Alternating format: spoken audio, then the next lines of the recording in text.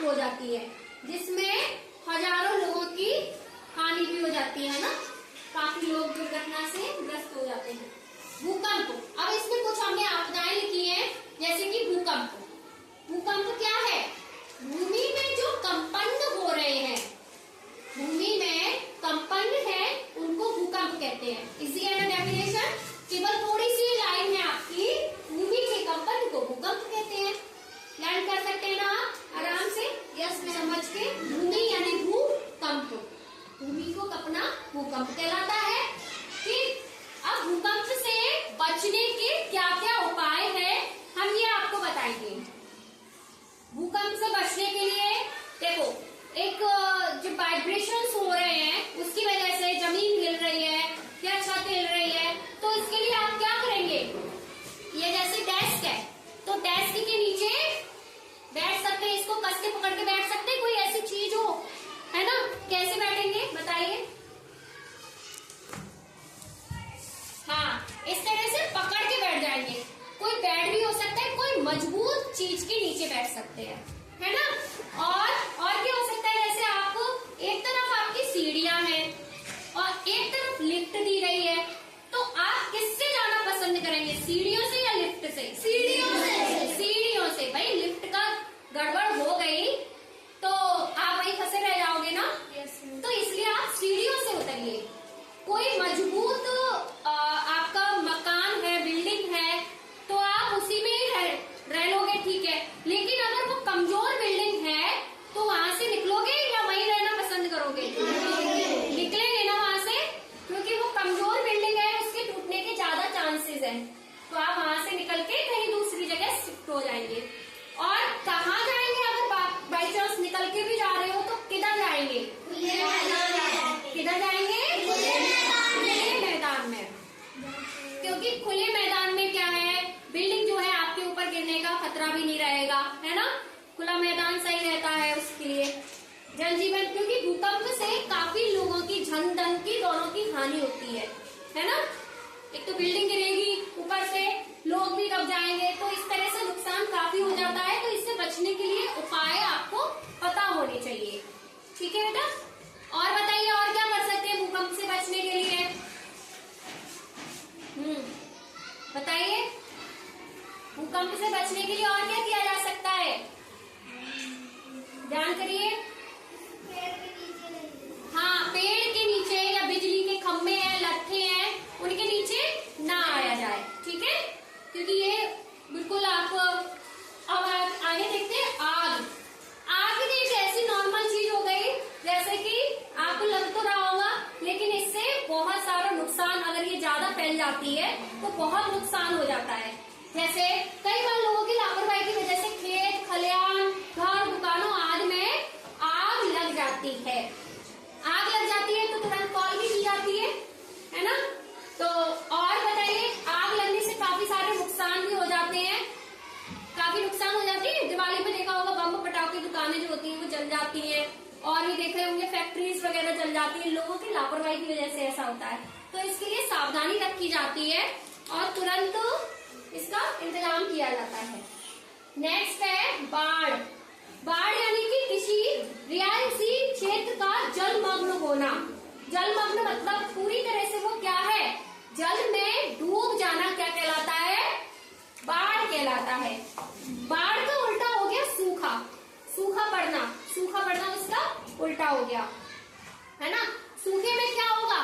सूखे में खेत खलिहान सूख जाएंगे, वहां पर जो तालाब होंगे और जितने भी पानी की चीजें हैं वो सब सूखने लगेंगे, ठीक है। उसको सूखा पड़ना कहते हैं। तो खेतों में भी पानी नहीं रहेगा, फसल पर क्या दे पाएंगे, सब सूख जाएंगे, है ना। जनजीवन जो है वो बदल जाएगा।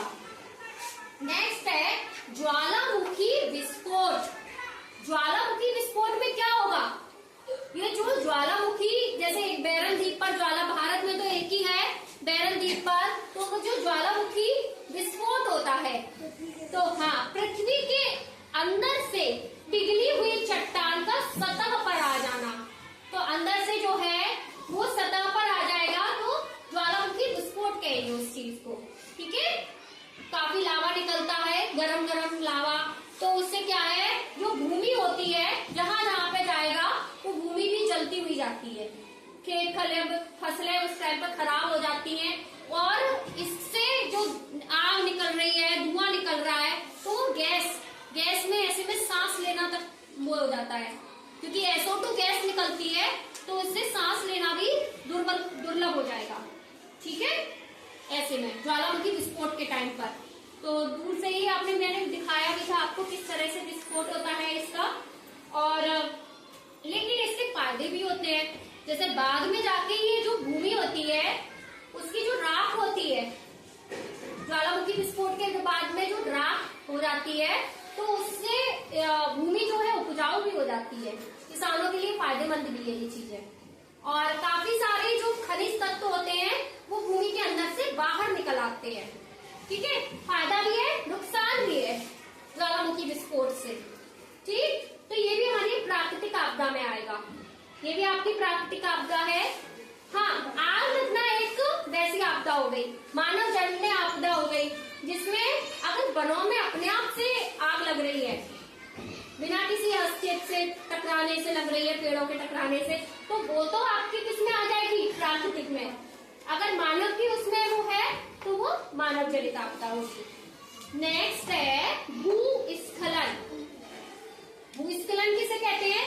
चट्टानों अथवा आवरण स्तर की भारी मात्रा में नीचे की ओर खिसकने की प्रक्रिया भूस्खलन कहलाती है। भूस्खलन कहलाती है। जो चट्टाने हैं वो क्या है, नीचे की ओर खिसकती जाए तो वो कहलाएगी भूस्खलन। ये ज्यादातर भूस्खलन उस जगह पर होता है जहां पर पहाड़ पर्वतीय इलाका होता है, उस जगह पर ज्यादा हो जाता है। ठीक है, तो रखनी पड़ेगी। ऐसी जगह पर जब आप चट्टानों के आसपास से निकल रहे हैं तो सावधानी से निकलना पड़ेगा। बारिश के टाइम पर ज्यादा हो जाता है क्योंकि अपर्दनी तो हो रहा है, एक तरह से मृदा जो है, चट्टाने हैं, भारी भारी चट्टाने वो गिरते नीचे खिसक के आ जाती है। ठीक, तो ये सावधानी रखनी पड़ती है। वाहन जब जाते हैं काफी सारी तो रास्ता भी ब्लॉक हो जाते हैं इसकी वजह से। और क्या सावधानी रखनी पड़ेगी इसमें आपको? जैसे आप इसके लिए क्या कर सकते हैं, जैसे पेड़ भी लगा सकते, पेड़ लगाना सबसे बेस्ट है। वनों की कटाई को रोका जाए और पेड़ पौधे लगाए जाए ज्यादा से ज्यादा। तो पेड़ क्या होंगे, उनकी जड़ें जो है वो मजबूत रूप से मिट्टी में दस जाएंगी, मिट्टी को भारी रखेंगे तो भूस्खलन के चांसेस कम है। ठीक है, और बताएं और भूस्खलन से क्या क्या पॉइंट हो सकते हैं? सड़क जो है वो भी बिल्कुल फट सी जाती है तो वो भूस्खलन वही में जाया जाता है ऐसी स्थिति में। ठीक है, ये नहीं है कि हड़बड़ी की जाए, आप इधर उधर भागेंगे तो ज्यादा आपका नुकसान हो सकता है। ठीक है, जहाँ पर भी है, गाड़ी से है या कार से, जैसे भी है आप वहीं की वहीं रुके रहें। ठीक, तो ये हानियां हो जाती है, पर्वतीय इलाकों में ये ज्यादा रहता है भूस्खलन। ये सारी पॉइंट समझ में आ गए, भूकंप, आग लगना, बाढ़ लगना। और आग लगने के लिए हम अग्निशमन यंत्र का भी तो यूज करते हैं, तो अभी यहाँ पर स्कूल में भी है, देखा है ना, अग्निशमन यंत्र होता है तो इसका यूज किया जाता है, तुरंत किया जाता है इसका यूज, ताकि आग से और क्या सावधानी रखी जा सकती है। जैसे आग लग रही है, उस स्थान पर आप क्या करेंगे, जब निकल रहे हैं तो भागते हुए निकलेंगे नहीं ना, थोड़ा सावधानी से रेंगते हुए घिसकते हुए निकलेंगे, क्योंकि आग आप भागते हुए निकलो तो और जल्दी कैच करें। कपड़ों में आग लगी है तो आप जमीन पर लोट-पोट करेंगे, ऐसा नहीं है कि भागते हुए निकल जाए। ठीक है, और ज्यादा लग जाएगी कपड़ों में। ठीक है, और क्या करेंगे, जैसे आपका ब्लैंकेट है, शॉल है, तो उससे पूरा कवर कर लेंगे, है ना, कवरिंग तो कर लेंगे, पूरा अपने चेहरे को ढक के तब निकलेंगे, चेहरे को, फेस को इस तरह से कवर करके तब निकलेंगे आप। ऐसे तो निकलेंगे कि खुला हाँ तुम खुले निकलोगे? अरे तो तुम और ज्यादा डेंजरस वो चीज खुला नहीं निकलेंगे। शॉल का, कंबल का, इस तरह की मोटी चीजों का यूज किया जाएगा, बोरा हो जो उस टाइप का अवेलेबल हो उसका यूज किया जाएगा। ठीक है, नहीं तो वो स्किन बहुत जल्दी चिपक जाएगी ना, जल्दी पकड़ लेगी। और बताइए और क्या कर सकते हैं? रेत में लपेट के बताई दिया, उस जगह पर बालू डाल सकते हैं, रेत डाल सकते हैं, पानी यूज कर सकते हैं। ठीक है, आग वाली चीजों से दूर रहे। और क्या कर सकते हैं? हाँ, वो सिलेंडर वाली हो गई, भीगा हुआ बोरा डाल दे उस पर, इस तरह से। तो ये सावधानी रखनी पड़ती है। ठीक है, आग वाले। और कौन सा पॉइंट रहेगा हमारा?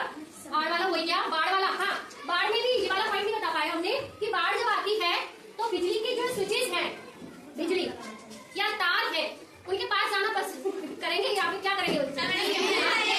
नहीं, दूर रहना। क्या करना है? दूर रहेंगे, उनके पास नहीं जाना।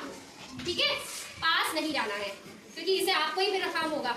ठीक है, और क्या कर सकते हैं? बाढ़ वाले इलाके, जो आपकी कीमती चीजें हैं, उनको क्या करेंगे?